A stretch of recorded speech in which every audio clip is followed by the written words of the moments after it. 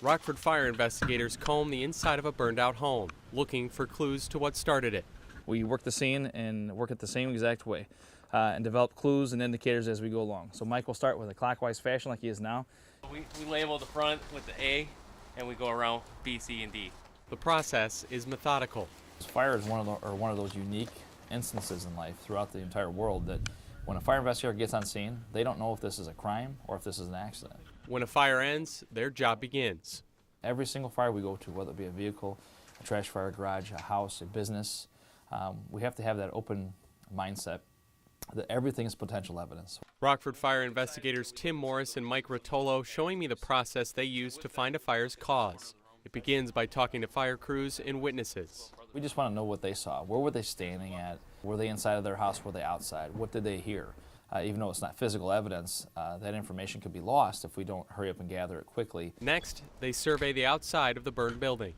So what Investigator Rotolo is doing down here is he's documenting the side of this building now. Before the firefighters open up many of the walls to check for hidden fire or hot spots, we go ahead and take photographs of everything, starting from the outside of the structure, usually in the same formation or clockwise, noting any damage or any debris or fire damage we see. Heavy charring coming out of the top part of the window frame, almost in a V-type pattern, indicates that fire ventilated out of that window. The home investigators showed me has a majority of its damage on the second floor. No, it looks like it was mostly contained to these two windows, which is probably the same bedroom. So we won't know that until we go inside, but we can make an assumption. Investigators also check for any signs of forced entry not done by firefighters. If they didn't, and we have signs of forced entry, that means maybe somebody broke in this door prior to the fire being set. Once everything is accounted for outside, investigators begin a similar process inside. Working from the least burned room to the most burned room. Is there anything that's of evidentiary value that would help us point to either a crime or an accident that may have occurred? Right away, my eyes were drawn to this kitchen table where you see bowls and silverware and stuff all out there. So that tells me this fire probably occurred some point during dinner time. Their goal is to find the location of where the blaze began. Once we get to that location, we start to develop hypotheses for what could have occurred here. The first floor only received water damage, so the fire did not start here. Now to the upstairs. As you can tell, it looks a lot different than the first floor. Investigator Rotolo shows me how they are able to decipher a point of origin.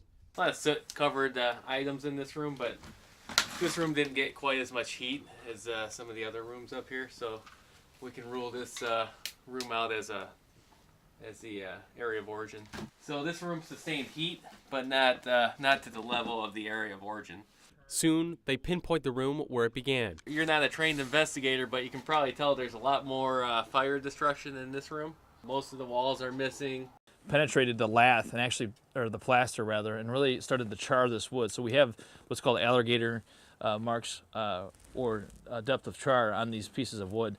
Then they narrow down the specific location in the room where the fire began. The fire started back in this corner over here, and we can tell by the different degrees of intensity, the complete charring of some of the rafters and the studs, more of the destruction that has occurred here than at any other point in this room. Morris shows me that even though electrical outlets were being used in the room, they weren't in the corner where the fire started. After ruling out options like room lighting, a space heater, or electronics, Morris says they determined it was started by a person inside this room.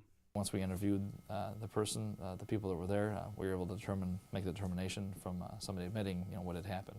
The cause was children in the house playing with a lighter. The process of investigating is the same no matter the cause, but some aren't as easy to solve, like large fires such as the Hanley building, the vacant apartment buildings in Midtown, and the Asher Tool fire.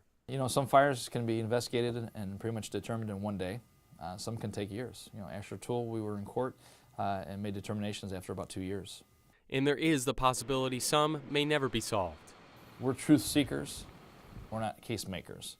So we want to find out what happened. That's the end result. We don't want to make a case and have it be judged as the wrong determination just to make a case. Morris says if questions still remain, the fire is marked as undetermined. While some do remain unsolved, he adds before they make that determination, all angles are looked into. Like any other case, whether it be accident or arson or any other crime, you just keep talking until there's no more leads, there are no one else to speak with, and there are no more items that we could be examine and take a look at.